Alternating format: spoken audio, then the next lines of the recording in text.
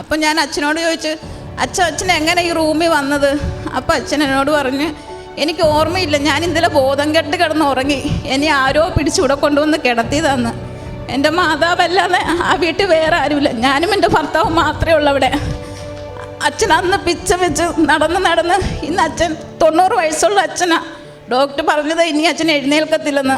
മാതാവേ, ഞാനൊരു ഹിന്ദുവാണ്, ഞാനൊരു ക്ഷേത്രത്തിൽ മാതാവിനെ ഈശോയും വിശ്വസിച്ച് ഞാനൊരു ക്ഷേത്രത്തിൽ പോയി പ്രാർത്ഥിച്ചില്ല, മാതാവിനെ ഈശോയും വിശ്വസിച്ച് ഞാനിവിടെ വന്നത്. പക്ഷെ എൻ്റെ ഭർത്താവിന് എന്തെങ്കിലും പറ്റിയാൽ ഞാൻ ആത്മഹത്യ ചെയ്യും. എൻ്റെ പേര് ഗോപപ്രിയ, ഞാൻ കായംകുളത്തുനിന്ന് വരുന്ന. ഞാൻ ആദ്യമായി ഇവിടെ വന്ന് ഉടമ്പടി എടുക്കുന്നത് 2023 ആഗസ്റ്റ് 23 അതിന് മുന്നേ എൻ്റെ ചേച്ചി എന്നെ ഇവിടെ ഉടമ്പടി എടുക്കാൻ വിളിച്ചതാണ്. അപ്പം ഞാൻ പറഞ്ഞു, എനിക്ക് ഇപ്പോൾ ഉടമ്പടി എടുക്കാൻ സമയമായിട്ടില്ല, ഞാൻ പിന്നീട് ഒരു ദിവസം പോയി എടുത്തോളാം എന്ന് പറഞ്ഞ്. അങ്ങനെ ഇരിക്കുമ്പോൾ എൻ്റെ ഭർത്താവിൻ്റെ അച്ഛന് 90 വയസ്സുണ്ട്. അച്ഛൻ നടുവിന് വേദനയായിട്ടിരിക്കുക. അപ്പോൾ ഡോക്ടർ പറഞ്ഞ്, അച്ഛൻ വീഴാതെ നോക്കണം, വീണ് കഴിഞ്ഞാൽ ഇനി അച്ഛൻ എഴുന്നേക്കത്തില്ല, എല്ലുകളെല്ലാം ക്ഷയിച്ചു പോയെന്ന് പറഞ്ഞ്. ഡോക്ടർ പറഞ്ഞ് കുറച്ച് ദിവസങ്ങൾക്കുള്ളിൽ തന്നെ അച്ഛൻ വീണ്. അങ്ങനെ അച്ഛൻ കിടപ്പിലായി. അച്ഛൻ മൂത്രം ഒഴിക്കുന്നത് മൊത്തം ബെഡിലാണ്. ഞങ്ങൾ 2 പേര് ചേർന്ന് വേണം അച്ഛനെ ബാത്റൂമിലുമൊക്കെ കൊണ്ടുപോകാനാണ്. അങ്ങനെ ഞങ്ങൾക്ക് അറ്റാച്ച്ഡ് ബാത്റൂം ഇല്ലാത്തതുകൊണ്ട് തന്നെ അച്ഛനെ ഞങ്ങൾ അച്ഛൻ്റെ റൂമിൻ്റെ അടുത്തുനിന്ന് കുറച്ചും കൂടെ അങ്ങോട്ട് മാറ്റി വേറെ ഒരു റൂമിലാണ് കിടത്തുന്നത്. അങ്ങനെ ഇരിക്കുമ്പോൾ എൻ്റെ ഭർത്താവിന് ഒരു ചുമയുണ്ടായി, ചുമ വിട്ടു മാറുന്നില്ല. അപ്പം 3 വർഷത്തിന് മുൻപ് തന്നെ അദ്ദേഹത്തിന് വാൽവിന് ചുരുക്കമുള്ളതാണ്. അപ്പം ഞങ്ങളൊരു കാർഡിയോളജിയെ കാണിച്ചപ്പോൾ ഡോക്ടർ പറഞ്ഞ്, എത്ര എളുപ്പം ഇത് ഓപ്പറേഷൻ ചെയ്യണം, അദ്ദേഹത്തിന് വാൽവ് നല്ല ശരിക്ക് ചുരുങ്ങി 30% പമ്പിങ് ഉള്ളു, ലീക്കുവാണെന്ന് പറഞ്ഞ്. അങ്ങനെ ഞങ്ങൾ വീട്ടിൽ വന്ന് ഞങ്ങളാകെ ഞങ്ങൾ അമൃത ഹോസ്പിറ്റലിൽ കൊണ്ട് കാണിച്ചു. അപ്പോൾ അവിടെയും ഡോക്ടർ പറഞ്ഞ് 1 മാസത്തിനുള്ളിൽ തന്നെ ഇത് ഓപ്പറേഷൻ ചെയ്യണമെന്ന് പറഞ്ഞ്. അപ്പം ഞങ്ങളാകെ ധർമ്മസങ്കടത്തിലായി. കാരണം അച്ഛനെ നോക്കാൻ ഞങ്ങളല്ലാതെ വേറെ ആരുമില്ല. അച്ഛനെ 2 പേര് പിടിച്ച് വേണം ടോയ്ലറ്റിൽ കൊണ്ടുപോകാൻ. അച്ഛൻ മൂത്രമൊക്കെ ബെഡിൽ തന്നെ പോവുക. അപ്പോൾ അച്ഛനെ ആര് ഏൽപ്പിക്കും? അതുമല്ല, ഭർത്താവിന് ഓപ്പറേഷൻ ചെയ്തുകൊണ്ടിരിക്കുന്ന സമയത്ത് തന്നെ അച്ഛൻ മരണശൈലാണ്. അച്ഛൻ എന്തെങ്കിലും സംഭവിച്ചു കഴിഞ്ഞാൽ എൻ്റെ ഭർത്താവിൻ്റെ ഹാർട്ടിനെ അത് ബാധിക്കത്തില്ലയോ? അപ്പോൾ എന്ത് ചെയ്യണമെന്ന് അറിയാൻ വയ്യ. അങ്ങനെ അപ്പോൾ എൻ്റെ ചേച്ചി വീണ്ടും വന്നിട്ട് എന്നോട് പറഞ്ഞ്, നീ കൃപാസനത്തിൽ പോയി ഉടമ്പടി എടുക്ക്, നിൻ്റെ കാര്യങ്ങളെല്ലാം മാതാവ് നോക്കിക്കൊള്ളുമെന്ന് പറഞ്ഞ്.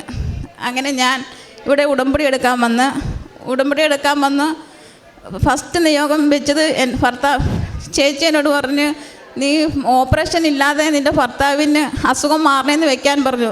ഞാൻ അങ്ങനെ വെച്ചു. 2ാമത്തെ നിയോഗം വെച്ചത് ഞാൻ അങ്ങനെ വെക്കുമ്പോഴും എൻ്റെ മനസ്സ് പറയുന്നുണ്ട് ഭർത്താവിന് ഓപ്പറേഷൻ വേണമെന്ന് തന്നെ എൻ്റെ മനസ്സ് പറയുന്നത്. പിന്നെ ചേച്ചി പറഞ്ഞപ്പോൾ ഞാൻ അങ്ങനെ തന്നെ വെച്ചു. 2ാമത്തെ നിയോഗം അച്ഛൻ സ്വന്തം കാര്യങ്ങൾ ചെയ്യാനായി എഴുന്നേൽക്കണമെന്നായിരുന്നു. പക്ഷെ എനിക്ക് മരവിച്ച മനസ്സായിരുന്നു ഇവിടെ വന്നപ്പോൾ. ഞാൻ പ്രാർത്ഥിക്കുന്നു ഒന്നുമില്ല. പക്ഷെ തിരിച്ചു പോകാറായപ്പോൾ ഞാൻ ഘടികാരമാതാവിൻ്റെ അടുത്ത് ചെന്ന് കരഞ്ഞേച്ച് ഞാൻ പറഞ്ഞു, മാതാവേ, എല്ലാവരും പറയുന്നു മാതാവ് സഞ്ചാരി മാതാവാണെന്ന്, എൻ്റെ കൂടെ മാതാവ് വരണേന്ന് പറഞ്ഞു. അങ്ങനെ ഞങ്ങൾ വീട്ടിൽ ചെന്ന് രാത്രി പ്രാർത്ഥിച്ച് ഞാൻ അച്ഛന് നടുവിനൊക്കെ ഇവിടുന്ന് കൊണ്ടുപോയി വെഞ്ചിരിച്ച് തൈലം പുരട്ടിക്കൊടുത്ത് ഉപ്പും കൊടുത്ത് അച്ഛനെ കാശുരൂപം തലയിൽ വെച്ച് പ്രാർത്ഥിച്ചു. അങ്ങനെ ഭർത്താവിന് വയ്യാത്തതുകൊണ്ട് തന്നെ എനിക്ക് ഉറക്കമില്ല. ഞാൻ 1 മണി 2 മണി അങ്ങനെ ഇല്ലാതെ പെട്ടെന്ന് ചാടി എണീക്കും, എന്തോ ഇനി സംഭവിക്കാൻ പോകുന്നതെന്ന് അറിയാൻ വയ്യ. അങ്ങനെ ഞാൻ 2 മണിയായപ്പം ചാടി എണീറ്റ് ഞാൻ ചെന്ന് അച്ഛനെ കിടത്തി. അച്ഛൻ്റെ റൂമിലല്ല, അറ്റാച്ച്ഡ് ബാത്റൂം ഇല്ലാത്തതുകൊണ്ട് ബാത്റൂമിൻ്റെ അടുത്തുള്ള റൂമിലാണ്. അപ്പം ഞാൻ ചെന്ന് അച്ഛനെ നോക്കുമ്പോൾ അച്ഛനെ അവിടെ കാണുന്നില്ല. അപ്പം ഞാൻ ചെന്നിട്ട് പെട്ടെന്ന് അച്ഛൻ്റെ റൂമിൽ ചെന്ന് നോക്കി. അപ്പോൾ അച്ഛൻ ഉറങ്ങത്തില്ല. പക്ഷെ അച്ഛൻ അന്ന് ഭയങ്കര ബോധം കെട്ട് കിടന്ന് ഉറങ്ങുന്നു. അപ്പം ഞാൻ ഭർത്താവിനോട് എന്നിട്ട് ചോദിച്ചു, അച്ഛൻ്റെ റൂമിൽ കൊണ്ടുപോയത്? അപ്പോൾ ഭർത്താവിനോട് പറഞ്ഞു, എനിക്കറിയത്തില്ല. ഞാൻ പറഞ്ഞു, അച്ഛൻ എന്തായാലും 2 പേര് പിടിക്കാൻ നടക്കാതെ അച്ഛൻ അങ്ങോട്ട് പോകത്തില്ലല്ലോ, പിന്നെ എങ്ങനെ അച്ഛൻ പോയെന്ന്. അച്ഛൻ്റെ ഉറക്കം കണ്ടുകൊണ്ട് ഞാൻ അച്ഛനെ വിളിച്ചൊന്നുമില്ല. ഞാൻ പോയി കിടന്നുറങ്ങി. 5:30 പ്രാർത്ഥന കഴിഞ്ഞ് വീണ്ടും ഞാൻ ഈ തൈലവുമായി അച്ഛനെ പുരട്ടാൻ വന്ന് ഉപ്പും കൊടുത്ത് കാശുരൂപം കൊണ്ട് പ്രാർത്ഥിച്ച്. അപ്പം ഞാൻ അച്ഛനോട് ചോദിച്ചു, അച്ഛൻ എങ്ങനെ ഈ റൂമിൽ വന്നത്? അപ്പം അച്ഛൻ എന്നോട് പറഞ്ഞ്, എനിക്ക് ഓർമ്മയില്ല, ഞാൻ ഇന്നലെ ബോധം കെട്ട് കിടന്ന് ഉറങ്ങി, എന്നെ ആരോ പിടിച്ച് ഇവിടെ കൊണ്ടുവന്ന് കിടത്തിയതാന്ന്. എൻ്റെ മാതാവല്ലാതെ ആ വീട്ടിൽ വേറെ ആരുമില്ല. ഞാനും എൻ്റെ ഭർത്താവും മാത്രമേ ഉള്ളൂ അവിടെ. അച്ഛൻ അന്ന് പിച്ച വെച്ച് നടന്ന് ഇന്ന് അച്ഛൻ 90 വയസ്സുള്ള അച്ഛനാണ്. ഡോക്ടർ പറഞ്ഞത് ഇനി അച്ഛൻ എഴുന്നേൽക്കത്തില്ലെന്ന്. പക്ഷെ ഇന്നും അച്ഛൻ 90 വയസ്സുള്ള അച്ഛൻ ഇന്ന് സ്വന്തം കാര്യങ്ങൾ നോക്കുകയും ബാത്റൂമിൽ പോവുകയും എല്ലാം ചെയ്യുന്നു. മാത്രമല്ല ഈശോ ഞങ്ങളുടെ അച്ഛനെ തിരിച്ചു കൊണ്ടുവന്നുകൊണ്ട് എൻ്റെ ഭർത്താവിന് ഓപ്പറേഷൻ ചെയ്തപ്പം ഭർത്താവിന് ശമ്പളം കുറവാണ്. അപ്പോൾ ഭർത്താവിന് ഓപ്പറേഷൻ വരുമ്പം ഞങ്ങൾ ഈ 5 മാസം, അപ്പോൾ ഭർത്താവിന് ഓപ്പറേഷൻ കഴിഞ്ഞ് 5 മാസമായി. ഈ 5 മാസം ഞങ്ങൾ കഴിഞ്ഞത്, അച്ഛൻ സർവീസ് പെൻഷനുള്ള ആളാണ്. അപ്പോൾ അച്ഛൻ്റെ ഈ പെൻഷൻ കൊണ്ടാണ് ഞങ്ങൾ ഈ 5 മാസം കഴിയുന്നത്. ഈശോ പറയുന്ന കൂട്ട് ഞങ്ങൾ പാറമേൽ വീട് വെച്ചു, പ്രളയത്തിൽ തളരാതെ ഈശോ ഞങ്ങളെ രക്ഷിച്ച്. അച്ഛനുള്ളത് കൊണ്ടാണ് ഞങ്ങൾ ഇതുവരെയുള്ള എല്ലാ കാര്യവും അച്ഛനെ വെറുതെ കിടത്തുമല്ല, പൂർണ്ണ ആരോഗ്യവാനോടെ ഈശോ ഞങ്ങൾക്ക് തിരിച്ചു തന്നത്. ഞങ്ങളുടെ അച്ഛൻ മരിച്ചു പോകുമെന്ന് വെച്ച് അച്ഛൻ്റെ ബന്ധുക്കളെല്ലാം ഇവിടെ വരുമായിരുന്നു. എന്നിട്ട് മരിക്കാറായി കിടക്കുന്ന അച്ഛനെ കാണും. ഇപ്പോൾ എല്ലാവർക്കും അച്ഛനൊരു സാക്ഷിയാണ്. അച്ഛൻ്റെ ബന്ധുക്കൾ തന്നെ, ഞങ്ങൾ ഹിന്ദുവാണ്, അച്ഛൻ്റെ ബന്ധുക്കൾ ഒരുപാട് പേര് ഇപ്പോൾ ഇവിടെ വന്ന്, ഞാൻ പറയണ്ട, കാരണം അച്ഛനെ മരിച്ചു പോകുന്ന അച്ഛൻ തിരിച്ചു വന്നപ്പോൾ ഒരുപാട് പേര് ഇവിടെ വന്ന് ഇപ്പോൾ ഉടമ്പടി എടുത്ത്. രണ്ടാമത് എൻ്റെ ഭർത്താവിന് വാൽവ് ചുരുക്കമായിരുന്നു. അപ്പം അദ്ദേഹത്തിന് പമ്പിങ് കുറവായിരുന്നു, 30% പമ്പിങ് ഉള്ളായിരുന്നു. പിന്നെ ലീക്കും ഉണ്ട്. അങ്ങനെ ഞങ്ങൾ അമൃത ഹോസ്പിറ്റലിൽ ചെന്ന് ഓപ്പറേഷൻ വേണമെന്ന് പറഞ്ഞ്, അങ്ങനെ ഞാൻ ദിവസവും കരഞ്ഞ് പ്രാർത്ഥിക്കും മാതാവിനോട്, മാതാവ് എൻ്റെ ഭർത്താവിന് ഓപ്പറേഷൻ ഇല്ലാതെ തന്നെ ഇത് നടക്കണേ എന്ന്. പക്ഷേ എൻ്റെ വീട്ടിലത് ആർക്കും അറിയത്തില്ല. ഞാൻ കരഞ്ഞിട്ടുള്ളത് മാതാവിനോടും ഈശോയോടുമാണ്. ഞാൻ കരഞ്ഞാൽ എൻ്റെ ഭർത്താവിൻ്റെ ഹാർട്ടിന് ബാധിക്കുമല്ലോ എന്ന് വെച്ച് ഞാൻ എൻ്റെ ഭർത്താവിൻ്റെ മുൻപിലും കരഞ്ഞിട്ടില്ല, ഞാൻ ആരുടെ മുൻപിലും കരഞ്ഞിട്ടില്ല. പക്ഷേ മാതാവിൻ്റെ ഈശോയുടെയും മുമ്പിൽ ഞാൻ കഥ കടച്ചിട്ടും കരഞ്ഞ് പ്രാർത്ഥിക്കുമായിരുന്നു. അങ്ങനെ ഞാൻ പ്രാർത്ഥിച്ചുകൊണ്ടിരിക്കുമ്പോൾ ഒരു ദിവസം എൻ്റെ മോള് വന്നിട്ട് പറഞ്ഞു, മോൾക്കറിയത്തില്ല ഞാൻ എന്താ പ്രാർത്ഥിക്കുന്നതെന്ന്. പക്ഷെ മോള് വന്നിട്ട് എന്നോട് 7 വയസ്സുള്ള മോളാണ്. മോള് വന്നിട്ട് എന്നോട് പറയുവാ, അമ്മേ യേശു പറയുന്നുണ്ടായിരിക്കും അച്ഛൻ ഓപ്പറേഷൻ ചെയ്താലേ ഈ അസുഖം മാറത്തുള്ളൂന്ന്. പക്ഷെ വീട്ടിൽ ആർക്കും അറിയത്തില്ല ഞാൻ പ്രാർത്ഥിക്കുന്നത് എനിക്ക് മാത്രമേ, ഈശോയ്ക്കും മാതാവിന് മാത്രമേ അറിയത്തുള്ളൂ. എങ്ങനെ ഈ മോള് എങ്ങനെ ഈ പറഞ്ഞതെന്ന് ഞാൻ ചോദിച്ചിട്ടുമില്ല ഇതുവരെ. അങ്ങനെ ഞങ്ങൾ ഓപ്പറേഷത്തിനായി പോയി. രാവിലെ 7:30 എൻ്റെ ഭർത്താവിനെ ഓപ്പറേഷൻ കയറ്റി. 5:30 ആയപ്പോഴാണ് ഓപ്പറേഷൻ കഴിഞ്ഞ് ഇറക്കിയത്. ഞാൻ തൈലം വെച്ച് കുരിശ് വരച്ചൊക്കെയാണ് എൻ്റെ ഭർത്താവിനെ ഓപ്പറേഷന് കയറ്റി. അങ്ങനെ ഇത്രയും താമസിക്കുമ്പോൾ ഞാൻ മാതാവിനോട് പരിഭവങ്ങൾ പറഞ്ഞു, മാതാവേ ഞാനൊരു ഹിന്ദുവാണ്, ഞാനൊരു ക്ഷേത്രത്തിൽ മാതാവിനെ ഈശോയും വിശ്വസിച്ച് ഞാനൊരു ക്ഷേത്രത്തിൽ പോയി പ്രാർത്ഥിച്ചില്ല, മാതാവിനെ ഈശോയും വിശ്വസിച്ച് ഞാനിവിടെ വന്നത്. പക്ഷെ എൻ്റെ ഭർത്താവിന് എന്തെങ്കിലും പറ്റിയാൽ ഞാൻ ആത്മഹത്യ ചെയ്യും, ഞാൻ തിരിച്ച് വീട്ടിലേക്ക് പോകത്തില്ലെന്ന് പറഞ്ഞ്. അങ്ങനെ 5:30 ആയപ്പോൾ എൻ്റെ ഭർത്താവിനെ ഇറക്കി ICU കാണിക്കാൻ ഞാൻ ചെന്നപ്പോൾ ഡോക്ടർ പറഞ്ഞു, കുഴപ്പമൊന്നുമില്ലെങ്കിൽ നമുക്ക് നാളെ വെന്റിലേറ്ററിൽ മാറ്റാം, അല്ലെങ്കിൽ 2 ദിവസം കൂടെ കിടത്തേണ്ടി വരുമെന്ന്. ഡോക്ടർ അങ്ങനെ പറഞ്ഞപ്പോൾ എനിക്ക് തോന്നി എന്തെങ്കിലും കുഴപ്പം കാണുമായിരിക്കും, അതായിരിക്കുമല്ലോ എന്ന്. അതിന് മുൻപേ ഞങ്ങളിവിടെ വന്ന് അച്ഛനെ കണ്ട് പ്രാർത്ഥിച്ച് അച്ഛനൊരു കാശ് രൂപം തന്നായിരുന്നു. അപ്പം ഞാൻ സിസ്റ്ററോട് പറഞ്ഞു, സിസ്റ്ററെ ഇതെൻ്റെ ഭർത്താവിൻ്റെ തലക്കീഴി വെച്ചേക്കാവോ എന്ന്. അപ്പോൾ സിസ്റ്റർ ഭയഭക്തി ബഹുമാനത്തോടെ തന്നെ ആ സിസ്റ്റർ അത് എൻ്റെ ഭർത്താവിൻ്റെ തലക്കീഴിൽ ഇങ്ങനെ ബാൻഡേജ് വെച്ച് ഒട്ടിച്ച് വെച്ച് ദിവസം ഞാൻ കയറുമ്പോൾ എനിക്ക് കാണാമായിരുന്നു. അങ്ങനെ എൻ്റെ ഭർത്താവിനെ പിറ്റേ ദിവസം തന്നെ വെന്റിലേറ്ററിൽ നിന്ന് മാറ്റി. 3-ാമത്തെ ദിവസം വെന്റിലേറ്ററിൽ നിന്നും ICU നിന്ന് മാറ്റി ഞങ്ങൾ വാർഡിൽ വന്നു. അപ്പോൾ ഡോക്ടറെ കാണാൻ ചെന്നപ്പോൾ, ഞാനും എൻ്റെ ആങ്ങളെയും കൂടെ ഡോക്ടറെ കാണാൻ ചെന്നപ്പോൾ ഡോക്ടർ പറഞ്ഞ്, ബിനുവിന് പമ്പിങ് നേരത്തെ നമ്മൾ എക്കോ ടെസ്റ്റ് ചെയ്തപ്പോൾ 30% പക്ഷേ ഓപ്പറേഷൻ ചെയ്യുന്ന ടൈമിൽ 25%. ഞങ്ങളൊരു അപകടം പ്രതീക്ഷിച്ചതായിരുന്നു. അതുകൊണ്ട് ഞങ്ങൾ ICUവിൽ ഒരു അപകടം പ്രതീക്ഷിച്ച് ബിനു അവിടുന്ന് എല്ലാം രക്ഷപ്പെട്ടു വന്നത്. ബിനുവിനൊരു കുഴപ്പം ഇനി ഉണ്ടാകത്തില്ല. അങ്ങനെ 8ൻ്റെ അന്ന് ഡോക്ടർ വന്ന് ഞങ്ങളോട് പറഞ്ഞ് നമുക്ക് ഡിസ്ചാർജ് ചെയ്യാം, ബിനുവിന് എക്കോ ടെസ്റ്റ് ചെയ്തതിനകത്തൊന്നും കുഴപ്പമില്ലെന്ന് പറഞ്ഞ്. ഞങ്ങൾ പറഞ്ഞു വേണ്ട ഡോക്ടറെ, ഞങ്ങൾക്ക് 2 ദിവസം കൂടെ കിടന്നേച്ച് പോയാൽ മതിയെന്ന്. അങ്ങനെ 10ൻ്റെ അന്ന് ഞങ്ങൾ അവിടുന്ന് ഡിസ്ചാർജായി വന്ന്. ഇപ്പം 3 മാസം കഴിഞ്ഞ് ടെസ്റ്റ് ചെയ്തപ്പോൾ, എക്കോ ടെസ്റ്റ് ചെയ്തപ്പോൾ 30%-ൽ നിന്ന് 55%. ഡോക്ടർ പറഞ്ഞു ഇനി കുഴപ്പമൊന്നുമില്ല, ജോലിക്ക് പോയിക്കൊള്ളാൻ പറഞ്ഞ്. ഈശോ ഞങ്ങളെ അവിടെയും രക്ഷിച്ചത് എങ്ങനെയാണെന്ന് വെച്ചാൽ, എൻ്റെ ഭർത്താവ് ശമ്പളക്കുറവാണെന്ന് ഞാൻ നേരത്തെ പറഞ്ഞില്ലയോ. ഞങ്ങൾക്ക് എൻ്റെ ഭർത്താവ് ജോലി ചെയ്യുന്ന കമ്പനിയിൽ ഒരു 3 മാസത്തിന് മുമ്പാണ് ESA വന്നത്. ഈ ഭർത്താവിന് ഒരു 5-6 ലക്ഷം രൂപ ഓപ്പറേഷൻ ആകേണ്ടതാണ്.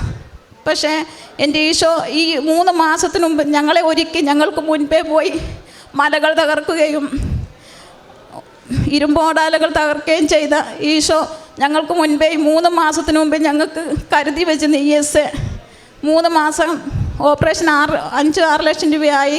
അത് മൊത്തം ഞങ്ങൾ ESA വഴിയാണ് പോയത്. 10 പൈസ ഞങ്ങളുടെ കയ്യിൽ നിന്നായില്ല.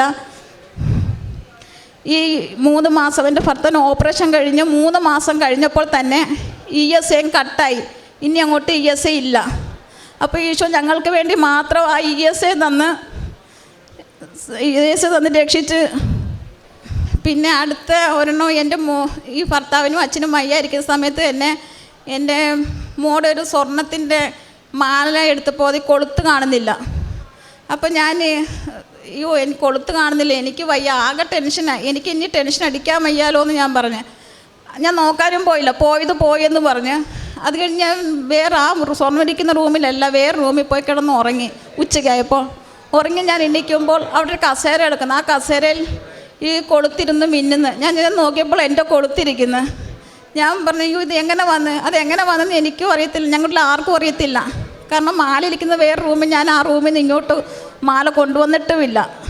അങ്ങനെ ആ കൊളുത്ത് കിട്ടിയപ്പോൾ ഞാൻ എൻ്റെ ഒരു കൂട്ടുകാരിയോട് പറഞ്ഞ്, എൻ്റെ ഈ മാതാവ് എനിക്ക് കൊളുത്ത് തന്നെന്ന്. അപ്പോൾ എൻ്റെ കൂട്ടുകാരി പറഞ്ഞു, പോടി അവിടുന്ന്, എന്താ മാതാവ് പുതിയത് മേടിച്ചുകൊണ്ട് തന്നോ എന്നെ കളിയാക്കി. പക്ഷേ ഞങ്ങളെ സാക്ഷിയായി ഉയർത്തിയത് കണ്ടുകൊണ്ട് ആ ആൾ, ഞങ്ങൾ ഹിന്ദുവാണ്, ആ കൂട്ടുകാരിയും ഹിന്ദു വിശ്വാസവും ഇല്ല, ഒരു വിശ്വാസവും ഇല്ല.